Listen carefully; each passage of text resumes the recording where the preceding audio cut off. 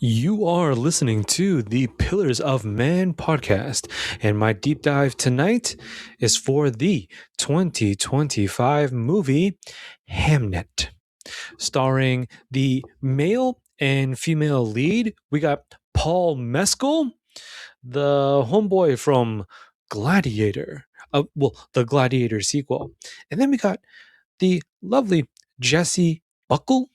Hope I'm saying that correctly. I have never seen this woman a day in my life, but wow, wonderful actress. And this movie completely blindsided me. I saw the cover and I was thinking, well, I have not done love and I have not done romance in quite a long time.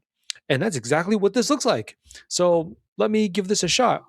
And it's not that, okay, look, it's not that I trust IMDb with all my heart and soul, but IMDb is not bad, in my humble opinion, for ratings and whatnot. And so I went over there real quick just to be like, you know what I'm saying? Am I really trying to end my night on this? Or should I just, play something or check out the Steam library? Okay. Catch up on some anime. And this movie has over an 8. I believe they do a 1 to 10 scale. 8.1? So, because like over a 6 is decent, over a 7 is really good. 8 and up is like, this movie's crazy good. And I was like, all right, well, I haven't seen a trailer. I don't even. Actually, the first thing I thought was, wait, Hamnet? Hamnet? Isn't it Hamlet? I remember my English teacher trying to teach me about Hamlet as I was like, nodding back and forth in between naps. Well, secret, trying to sneaky naps and consciousness to pay attention. And that is the last I've heard of Hamlet. But then this movie's called Hamnet. And I was just like, oh, must be a coincidence. Okay. So I went right into it. And brother, this movie is fantastic. Here's the thing though. It is not just a romance. Oh, it's absolutely got the lovey-dovey, and they do it so well.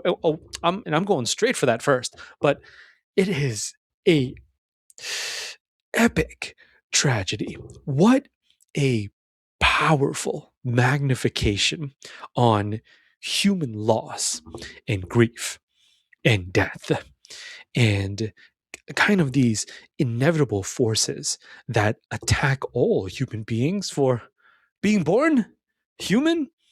We are all subjected to this kind of stuff.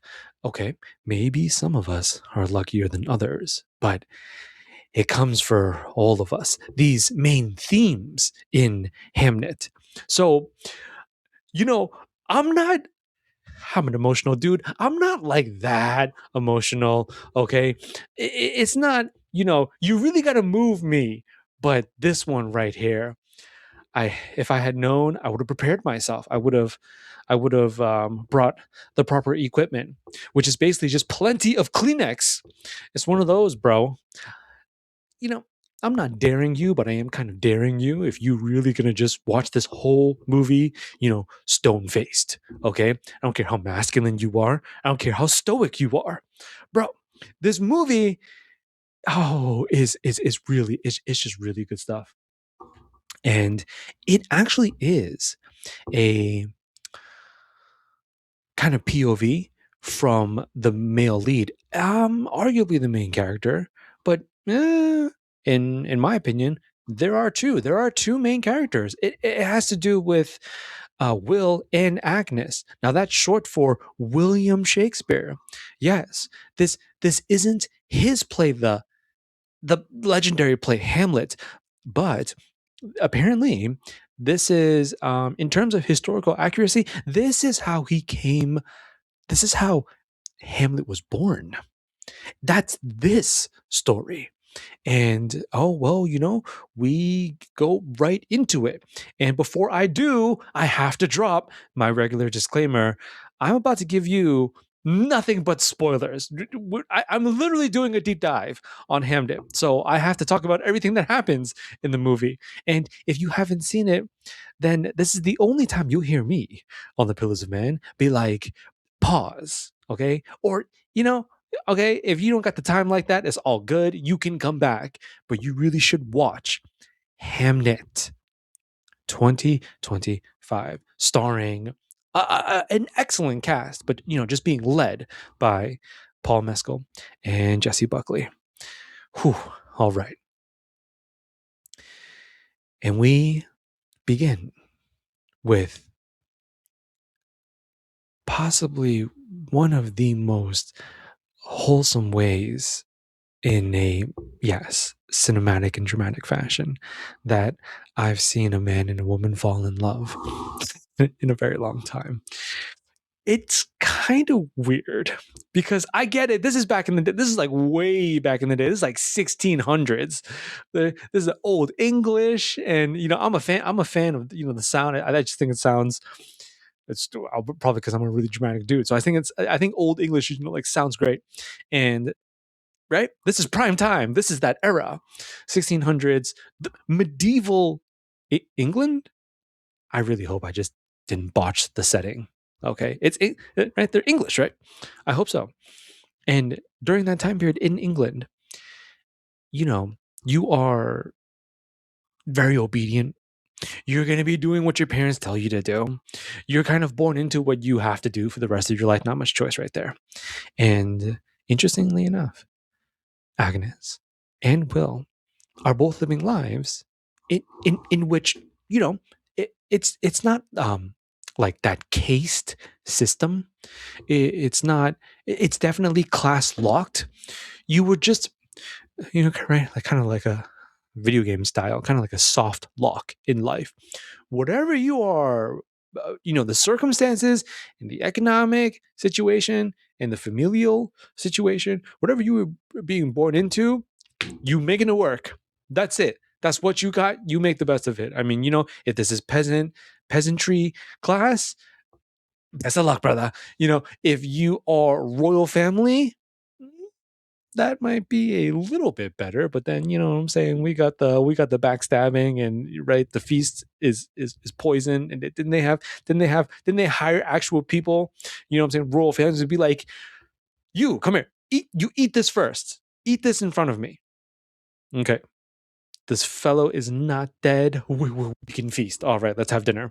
Like, it's that kind of life. So I don't know if it's that much better. Anyways, I digress. And both of them, because they were so fatefully born into what Will's family, which seemed to be kind of like woodwork, like contractor work in modern era terms. They work with their hands, and they build, and they make stuff. Leather, making the gloves and stuff like that. But Will, just because he's freaking William Shakespeare, but let's just pretend you and I don't know that. And we'll try to look at him as just some English dude alive during that time. Well, specifically during this time period, a young man. He had a proclivity for words. So some things never change. His dad was a butthole. That's so tough. That's so tough, man. God knows not all fathers who are fathers on planet Earth should be or are ready to be one. And this guy is just like immediately, like me with the way I am, my personality, I was just straight rolling my eyes. I was like, oh man, we got another one of these. Like, you just suck. You suck at this. You suck at this dad thing. You really do, bro. And that's right. That's how I felt about it, because he, and he's got brothers, and I'm sure his mother loves him, but you know what I mean? It's like, you're not producing, you're not, helping the family. And, you know, helping our nuclear family unit. I'll talk about the nuclear family unit, by the way. I haven't seen such a fantastic rendition of one. You know what I'm saying? Looking around nowadays, it's just it's just a different world in 2026 American society. I was so reminded of how cohesive, how just integral that really is for the well-being of an individual. And I'm sure his mother loves him, but she's definitely thinking about, is he really going to make this work? It's just nothing but words, words, and words for William Shakespeare. Or I'll begin to say, as they call him, just Will. No, I love that. And Will, yeah, that's his thing. You know, funny enough, I actually just covered, and I didn't mean to do this, but I actually just covered another Will from a whole separate timeline, alternate dimension, much closer to this time period. But that fellow is Will Hunting, the opposite of William Shakespeare. Will Hunting was numbers, right? The equations and stuff like that. All the math be mathin' in that young king's head. All the stuff that looks like hieroglyphics to me, and really just like I like I don't know. I see multiplication tables and I start to get really nauseous. But this guy, William Shakespeare, now will I get so much more? I immediately resonated with that because he just has this thing for putting words together. The way that he would look at stories and themes. We got ideals and archetypes, the passions of humanity. His mind is so naturally inclined to go as deep as he can into these things, and that's what he did. His dad said this at the dinner table early in the movie. I'm sure you caught that, and his dad was just like, degrees on degrees on degrees is what you have, and what do you have to show for it? He's just like, you know what I'm saying? Like typical douchebaggery dad vibes. And Will just, he's actually so like, he's a very grounded fellow. Like Will's cool because he's not so lofty that it's going over his head, or he doesn't understand the way that his old man is coming at him. Of course he does. It doesn't really seem to bother Will. Will is almost too immersed. He's too caught up in what he really cares about in life. That right there is an excellent marking of a man, I have to say. Especially when that's coming from your own father. I don't care who you are. That's going to pierce. Okay. This is, that's daddy right there. This is the man that gave you life. He's the reason why him and your mother, but you know what I mean. Okay. You are of him. All your DNA and genetic stuff, whether you like it or not. And maybe because he's so used to it, possibly. We see his family grow up. We don't see Will grow up. So I very safely and confidently assume he acclimated. He's kind of like, right, this is kind of a lifetime thing. Dad is always clowning me for loving words and whatnot. I don't care because that's my thing. And you and I talk about that so much on the Pillars of Men podcast. We need that, bro. It's crazy out there. You know what I'm saying? Like, the governments, the economy, foreign leaders, and what they're doing behind the scenes. Okay, we got a bunch of files having to do with Epstein being dropped like freaking nukes right now, and you know what I'm saying? It's all coming to light.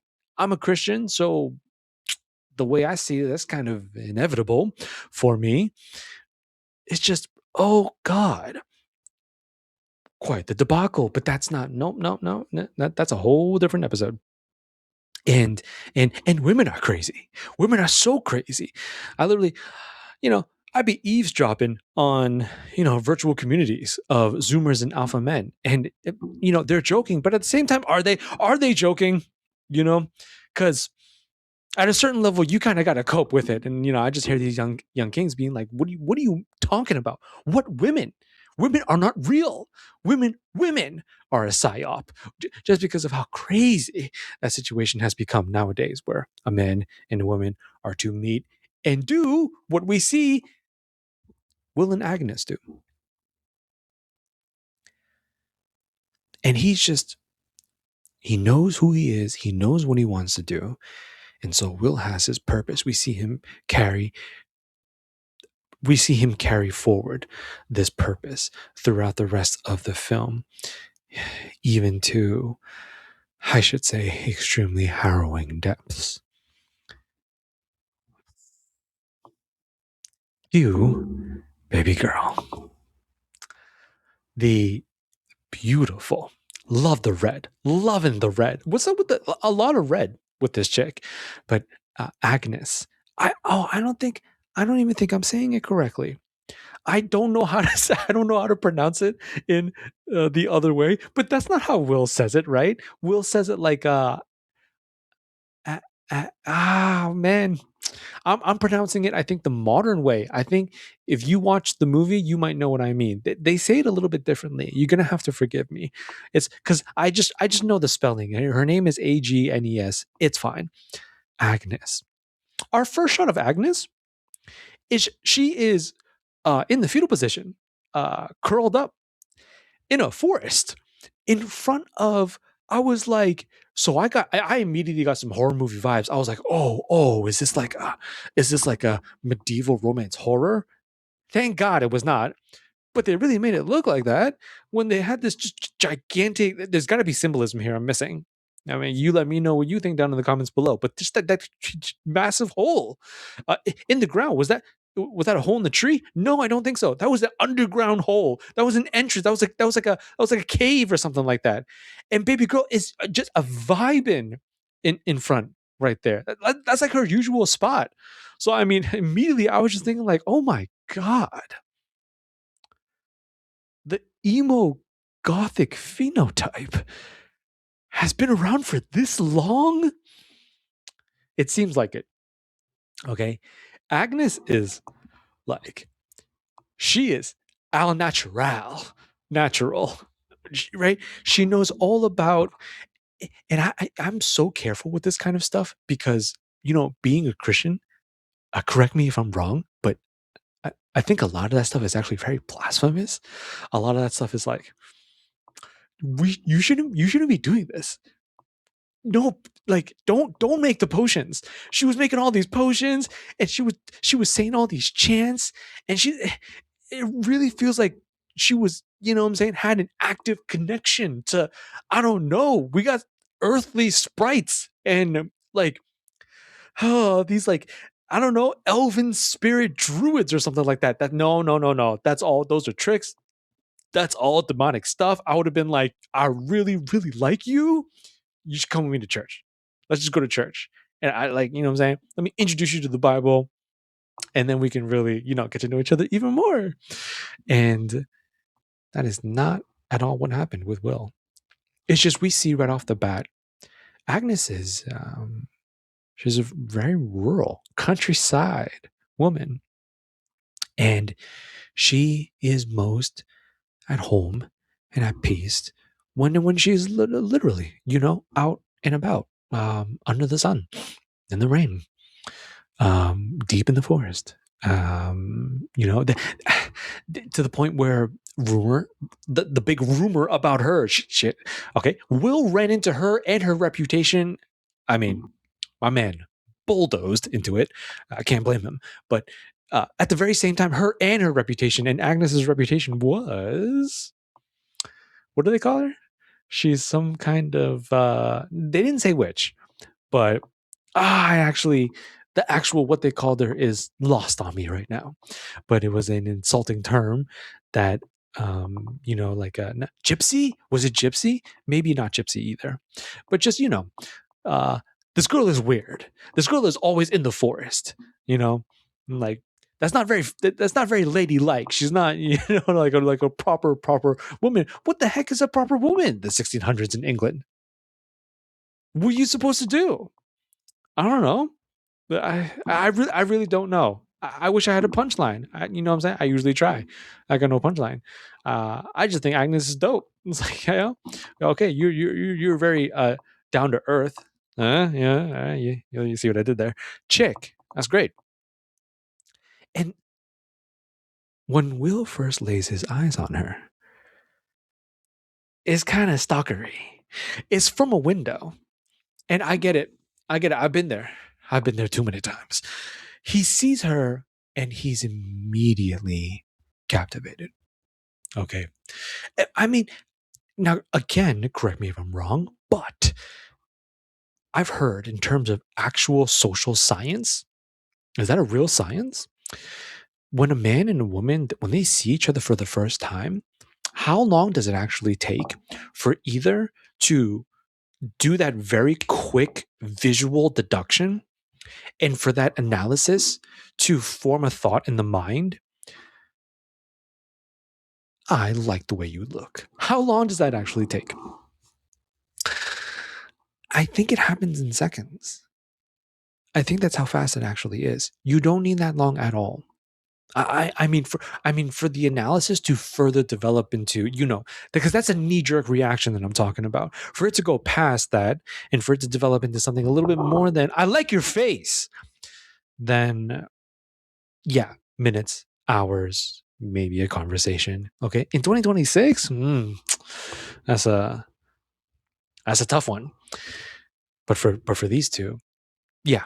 Oh goodness gracious! Within seconds, and so she doesn't know because she doesn't know he's freaking watching her from a window, and Will catches sight of this young queen, and I think right then and there, yeah, very dramatic. I mean, we're talking about William Shakespeare, so for all we know, Will immediately saw sonnets. You know what I'm saying? Like just the poetry just immediately began to flow as soon as he saw her, and I'm sure he thought, "That's my wife." And then he immediately left and ran out to go meet her, and he was very bold. I was like, "Yo, does that still work nowadays?" Probably not. I feel like nowadays you might go to prison if you try and land Will's line. You remember? So, window sees her. Oh my God, so beautiful. You're mine. And then runs out. And then Agnes sees him. Right? It's just great acting. I love great acting. Sometimes is speechless. That's good stuff right there. Agnes didn't say a word. She allowed her eyes. She allowed her micro expressions. She allowed her body and the way she was posturing to give it all away. Okay, baby boy, you quite fine yourself. And so he does that, slow, dramatic. This truly is William Shakespeare. Slow, dramatic walk right up to her. And he goes, I want your name. What a gentleman. Tell me your name.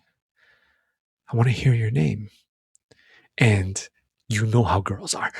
Had to play hard to get, had to play coy. And Agnes was just like, no, I'm not. What the heck? No, I'm not giving you my freaking name. And then Will, so instead of backing off, instead of being like, oh, okay, well, what are you doing out here in the forest? Like, do you come around this part of the forest often? No. He goes, I'll get it when I kiss you. Okay. Okay, that's a mic drop. That's a mic drop right there. Wow. I might have to steal that from him. You know what I'm saying? I'm out and about, trying to find my wife as well nowadays at this point in my life. I really might have to steal that, but you got to be so careful because I'm pretty sure me using that in the 2026 setting, I'll be getting in a lot of trouble for sure. But I think it worked on her. I think Agnes fell for it brilliantly. And then here now, okay, now this is ultra smooth. This is even smoother right here at this point, where Will sees the bird. And I'm telling you, this is a play. I'm telling you, this is a play. When chicks got pets, you got to go for this move. This is such a good move. You just got to be careful, though, because if this backfires, then not only do you look bad, you're probably going to get hurt, depending on what the pet is. For Agnes, it was I don't remember. Dang it. He's like, nice bird. And she's like, that ain't no bird. That's a hawk or a falcon, either or. I forget which one she said. And he was just like, oh, okay, okay. And I think he had the brilliant idea. Immediately, he's thinking, oh, this is her hawk. If I can like prove myself in front of the hawk, I might be able to actually marry this girl. Brilliant game plan. And Agnes says, oh, hey, whoa, don't do that. He doesn't know you. He, doesn't take kindly to strangers. And Will was just like, but I'm trying to get to know you. So he went right in for it and successfully petted it. Still got bit, but successfully petted it. And I feel like Agnes was, yeah, right? Again, acting with just those eyes. And Agnes, right? Her eyes widened a little bit and she was just like, wait a minute. So not only is he handsome, but my hawk likes him? Okay. Is that really what it took? Is this how Will unlocked Agnes's heart? This is freaking crazy. For me, this is like magic. This is some kind of crazy, pimp magic game out here. Bro, like, this is to be studied because he goes in for it after and she doesn't stop him. Of course, she doesn't stop him. You know what I'm saying? Like, look at Paul Mescal. And the kiss happens and it's a wrap. And they fall hopelessly in love. She can't stop seeing him and he can't stop seeing her. And at this point in the movie, I was filled with butterflies. I was like, yo, what the frick? This is so warm and wholesome. I don't remember Hamlet being like this. This is great. I dig this. Oh, this is lovely. It's just like the movie is just great. You know what I'm saying? Because that's how it feels when life is great. That's how it's supposed to be. It's weird because in modern marriages, couples have the honeymoon after. They go and they do the, you know what I'm saying, the funky business, right? The tango for two. After the ceremony and the reception and the right certificate has been signed, okay, all right, you are mine, I am yours, fantastic. But in terms of dating, though, and I've experienced this myself. Have you, my king? That honeymoon phase is what it's called. And it's called the honeymoon phase is because after a man and a woman fall in love, and that time period that they spend with one another, from that moment forward, before they get married, this honeymoon phase is supposed to be, this is what I hear. It is supposed to be the sweetest or one of the sweetest phases of the entire relationship, whether it lasts or not. It's quite nice. And are you kidding me? They absolutely have theirs. Okay, to the dismay of their parents. They were not supposed to be together. Some Romeo and Juliet vibes right here. Which, wait a minute, didn't William Shakespeare also? Oh Lord, I didn't even mean to do that. But is so now we're seeing all the inspiration from life itself that gave us these great plays from the legend himself. And but you know how it is, especially with young love. And I mean, brother, everyone found out when she got pregnant. It wasn't like, yeah, we're dating. It wasn't like, yeah, I know he's my boyfriend now. Like, oh, she's my girlfriend now. It's like, no, like the kid's on the way. That's how Everyone found out, and his mom was pissed. His mom was like, "Did you put it there? Did you?" I couldn't have been the only one that caught this. Did we all see the poop eating grin on Will's face? Will was so proud. Will was just like, "Yes, oh, you bet I did." Okay, and there's gonna be more because I want her forever. And everybody was just like, all right, if you're sure, all right, there it is. And yeah, and then they were wed, and we really got that fast forward, and we get to be we're right there next to both of them. A little bit too close for comfort, in my opinion, with with Agnes, but that's just it's what the director Chloe uh, Zhao, Chloe Zhao, something like that. That is the most American way I could possibly say the director's last name, but that's the way she wanted the movie to be, and so we got that scene, and out pops the first child, the eldest daughter, is their first kid, and what a moment! See, that's what I'm talking about right there. I talk about this so much on this podcast, and when you see that scene as a man, it's just there's brother, there's not much else in life that you would want to fight for more than that right there, than life that you made with the love of your life. That is just something else. I'm looking at him, I'm looking at the kid, and I'm looking at Will, and I'm looking at the way he's holding that kid, and I mean, my man is holding the world in his hands. His heart has been taken out of him and transferred into this bundle of new life. His soul, he is looking at his own soul now in his hands. And I don't believe that's dramatic. I do not think I am being hyperbolic or exaggerant. That's really how you feel. It's just Will's looking at everything now. What I do, how if I can make it or not. You know, being right responsible, being the man, the head of the household, protecting, providing, especially in the, you know what I'm saying, bro? 4 centuries ago, in the 1600s. Oh, you better believe it. Um, it was, if anything, it was more heavily loaded onto Will's shoulders. Very different from these present modern times. And these modern times, as controversial as they may seem to be, everyone's got their opinions on how we do things nowadays, but it's not like that. It's not like that.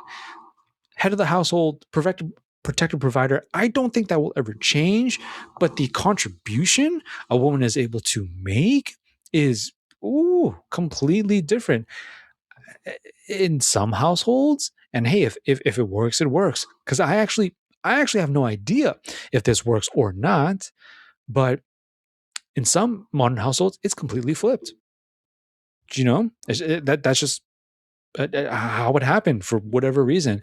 The guy, is better off because of his personal situation, being at home, and baby girl is out there. You know what I'm saying? Just making the dough, okay, making it rain out here, and so that's how it is. Absolutely not from their that historical time period where Will and Agnes are raising a family. And so it's like you feel that you're holding your kid, you feel that pressure, but at the same time, that pressure is magnificent for the male human condition. Why? Because it's going to push him to self-actualize if he hasn't already. I've heard this over and over and over again with so many guys in real life.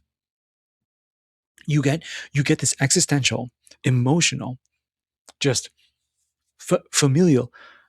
Uh, it's just, it's everything. It's everything. It's like this surge of incentive and motivation of the most potent kind to help push you to do everything that you're going to need to give this this bundle of your pride and joy the best opportunity and chance possible. And so Will realizes this in that moment, and it's fantastic. And you know, they go on. They go on to have more kids. And it's just, oh, this movie's fantastic. It's just, we really see how it's supposed to be. I believe in a very traditional classical sense, that's exactly how it's supposed to be. You know, man meets woman, right? There is no forcing, there is no coercion of any kind or deception or anything like that. Will was very honest and he was very forward. And I believe if Agnes had been like, "You fugly," no, I'm good. I'm good. I got my hawk. I got, you know what I'm saying? My forced getaway. Get away from me. No, we definitely would have more tragedies. I think that's, you know what I'm saying? Just right. I'm just taking a wild guess. I feel like William Shakespeare would have been so sad. He would have been like, yes, legendary playwright, but the legendary, well, I mean, he already is the legendary playwright for tragedies. It just would have been even worse. It would have been like, you know what I'm saying? Like super, super, super dark and emo and all that. But luckily, um, she said yes. And so they get to be together, and then we meet the rest of his kids. It's freaking awesome. That scene scared the crap out of me. Well, because I didn't think, right? The midwife was so certain. It's like, I'm saying, you almost a little bit too certain. Okay, like you hating. Okay, I was getting hater vibes from the midwife when she took the kid from Agnes and was like, this one does not live. It doesn't breathe. And Agnes, oof, when she's firm, when she is, just making it known, this is an ultimatum. This is absolute. She did that from time to time, which just the sign of a very grounded and strong woman. And yeah, and you need that. You need that in a good mother, I believe. And she was just like, give me my child. And so the midwife or whoever was just like, sure. Right. Because she was trying to be like, I remember now. Oh, don't look, it's bad luck. And you know what I'm saying? Agnes was like, you talking to me about superstition? Get the frick out of my face. Give me my kid. And is holding the second twin, I believe, is holding young Hamlet. Was that Hamlet or was that Judith? Hamlet is the boy twin and Judith is the female twin. And I actually don't remember. I think it might have been Hamlet. And was this a soul bond between mother and son? If it was Judith, mother and daughter, how about mother and child? Was this some sort of spiritual connection right here? I don't know, but I feel like it was because of mama's touch that the baby came back to life. That was fantastic, right? The baby started to have like some spurts of and gasps of air, like air bubbles began to pop out of the throat to be like, life, it lives. I said it. She lives. Okay, this is awesome. And then that is what really propels maybe the last time that all was well for the Shakespeare household. Because see, that's what's so dangerous about giving all of yourself to the very best parts of your own life. And there's nothing wrong with that. I don't think any man would ever not. Like, these are some of those things where I believe most men, most being like 99% of us, would, even with such a tragic outcome that I'm about to dive into, oh boy, you would still do it over again, because doing over and again means that you get to experience the happiness and the beauty and the wonder and the love of having that connection, having that human being in your life. And when it's apparent, that human being is everything. You know, you want to talk about, now appears my ultimate priority over humanity itself, over all that exists, save God. It's all good though, because Dad is above and outside of all of this. So hey, it works. Oh no, it still works. It still works.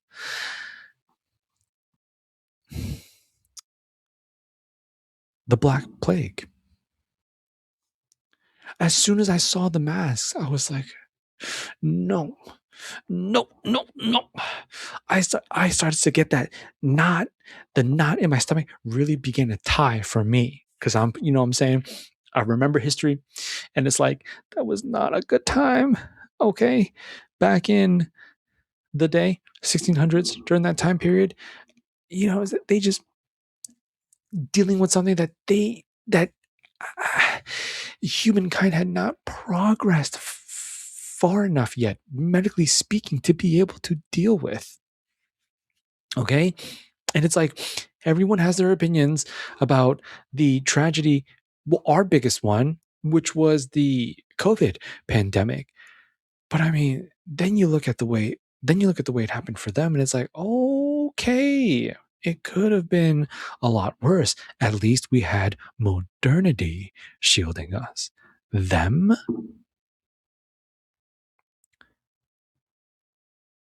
it's a shot in the dark.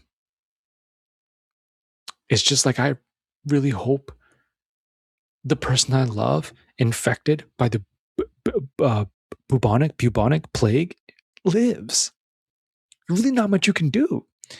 And and that freaking creepy, puppet play. It's like, come on, Will, what are you doing, bro? This is not good for your, what I'm saying. But I would have watched too, because for all I know, maybe that was Will's first time seeing one. Probably not, but I'm just saying, like, that's an actual, like, that's like a legit street show, and so I probably would have also been like, oh wow, this is interesting. Okay, let me like watch this, and it's so sad. Okay, we get this very ominous premonition right there, where you see one, right, the first shadowy. It's like, what the, why all black, like, you just had to, like, there's no color, there's no freaking, with the candle shadows. It's like, it's freaking as dark as possible. But the very first one caught it, goes on a boat, goes home or something like that, is reunited with it's his loved ones. And then you see death touch everyone that he returned to, and they all, right, grow wings and pass away, ascend to heaven. And it's just, oh man, that's not good. And Will has to do this. He has to continue to go to what seems to be, what was it, London, or just, at that time, kind of the central hub of, commerce, and, really, craft, and trying to make a name for yourself and success, really. And so for his plays, oh, come on, you know what I'm saying? Like, you're a legendary playwright. That's not really going to work if you don't have anybody watching your plays, or no one knows your plays. And so he had to continue making those trips. And I don't, you know what I'm saying? Like, did he bring it back, or is that why? Because how did his family catch it? No, Will's not to blame, but it's so merciless in this way. Misfortune. tragedy, disease that can strike any of us. And now, probably for as long as human beings are around, these kinds of uncontrollable, you know, uh, worst case scenario, disastrous situations can really fall upon any of us. And it's his little girl.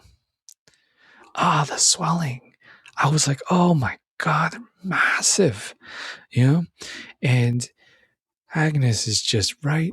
Oh, she is. Oh, it's not. I'm sure because you gotta have hope. You must be as optimistic as possible. You know what I'm saying? Your kid's going through it. You can't go through it too. You gotta be strong for your kid. And she's trying her very best to hold it together. But as soon as she sees that that Judith has caught it, Hamlet was the first to notify his mother immediately. All right, real good kid. Was just like, oh my God, no, this is not normal. This is not normal. And then found his mom, and then and we go right into it. And Judith is sick. She is really sick. And it's just it's so tough. And Will couldn't be there because he's working on production, right, of his play, right, to get the bag for his family, right, the success and whatnot, to provide, put food on the table. So he really couldn't even really be there during all of this. And so that's when we see one of the craziest things happen. And it is the sacrifice of young Hamlet. I want to say this young king, Hamlet, because I believe that even Jesus Christ said that the ultimate gift, what is the best, the greatest present you can give somebody else?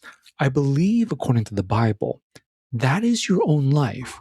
There is no greater gift than you give your life to somebody else. And I don't think he knew what he was doing.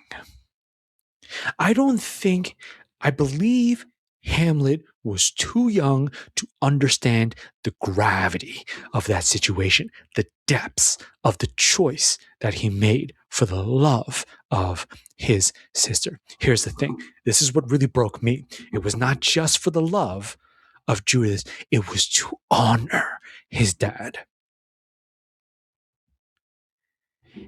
All because, not all, but just because Daddy said, you're the man of the house while I'm gone. You're my boy. Can you do that for me? And you make sure, all right, Mama and your sisters, they're going to be just fine. All right? My little manly man. Okay? And he takes this so seriously because he loves his dad so much. And he would never, I'm thinking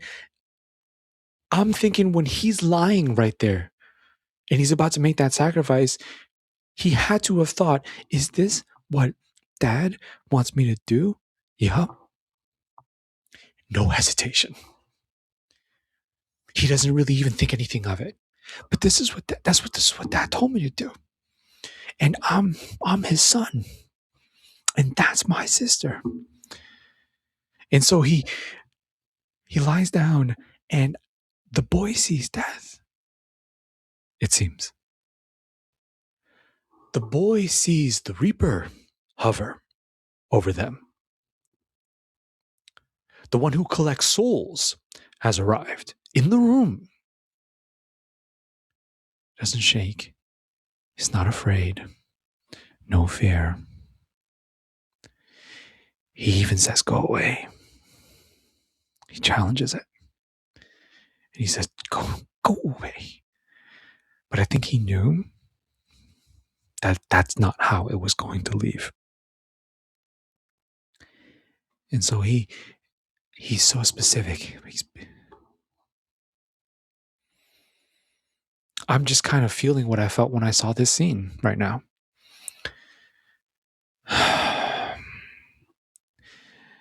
Hamlet gets into the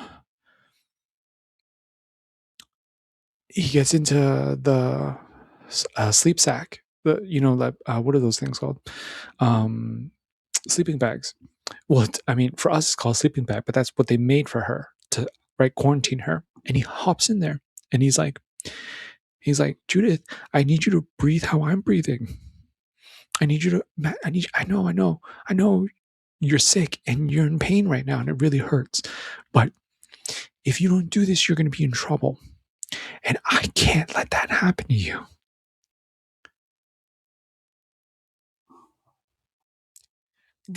He's not. He's nowhere near puberty, correct? Isn't young Hamlet single digits? He has to be. He has to be. What is he, like 7, 8, 9, something like that? More of a man in terms of sacrifice, in terms of duty, in terms of the masculine imperative to protect all that you love at the cost of everything. And that was his life, and he gave it immediately. Absolute young king. The most touching part of the film for me. This scene devoured my heart, because I'm thinking, if that was my son, I'd be losing my freaking mind if that was my boy. Because that's not his, right. That's not his place to make that sacrifice. That's not what you're not supposed to be doing that. I'm supposed to be doing that, because I'm supposed to protect you and your sisters and your mother. But that's not there. So him was like, I got it. I'll step up. I got you, Dad.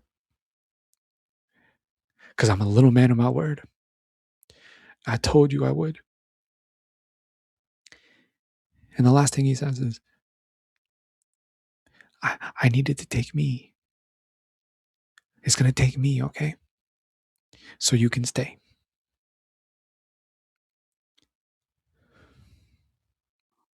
Now, this is at this point in the movie that we get dramatic interpretation of what is, of kind of the events that transpired. This isn't actually medically possible, but I mean, I believe in miracles, and I believe in sacrifice. I believe in, okay, what is unseen, okay, what is imperceptible by the human mind. Agnes finds them, and Judith is almost all better. Almost. Swelling, gone, less pale. She's still sick, but she looks so much better, and she knows, right? They're twins. She knows exactly what happened. She's being carried away, and she's trying to say, oh, no, like he swapped with me. He switched with me. And wow. It was agonizing. I'm using the character Agnes's words. It really was. He was choking. He was probably burning 1,000 degrees. Boils all over his body. Goodness gracious. And young Hamlet passes like a champion. And I saw one of the most intense performances of a real life grieving I've ever seen in my entire life. That was absolutely crazy. What a performance. I don't know if Jessie Buckley was nominated, but she should be. And should she win? Yes, she should. It was so raw. It was so intense. And this is why when you love in life, when you choose to love, you are opening yourself up to what we saw happen to her. That can only happen when I believe when the soul is experiences fragmentation, a severance. She lost a part of herself, literally. That's the you accept that. You accept that. I believe most parents in this world through human history, it's a no-brainer. Are you in order to have my kid, in order to like hold my kid, raise my kid, scold my kid, laugh and cry with my kid? Of course. That might happen. Fine. Just like give me my Agnes's words, give me my child. You know, as if as if demanding from the Almighty Himself. I believe she would. I believe she would be this bold. Give me my kid, even at the cost of such. What is this? True pain. This is suffering beyond me. I'm not a parent.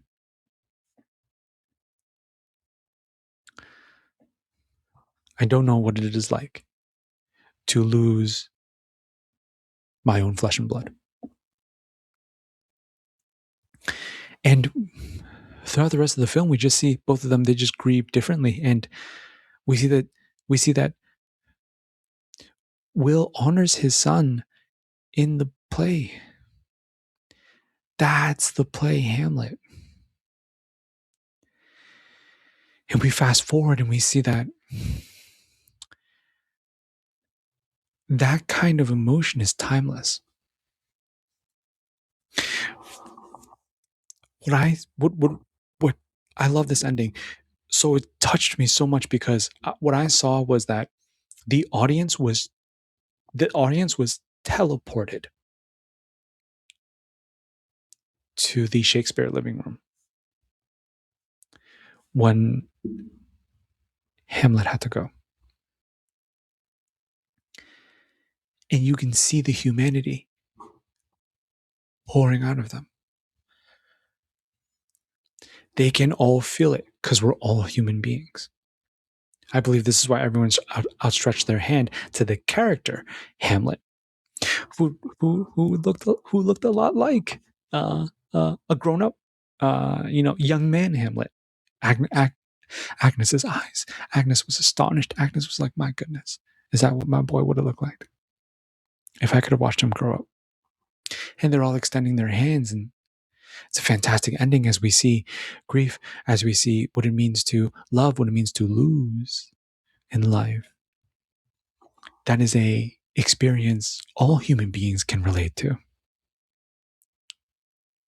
And that it's okay because it's a part of life.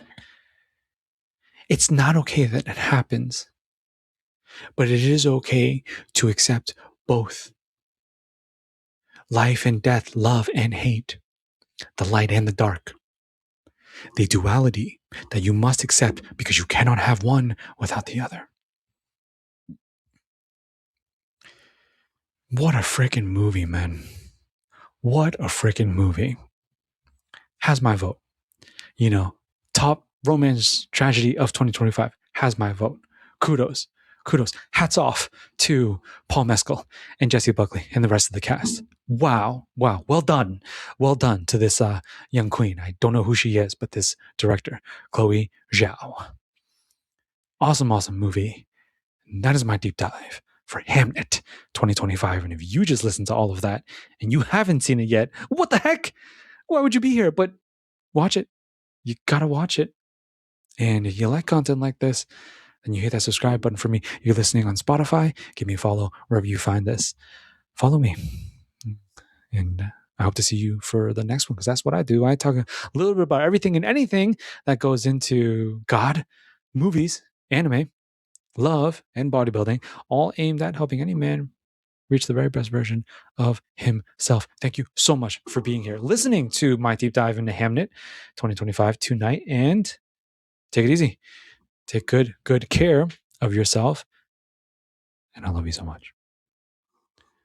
Peace.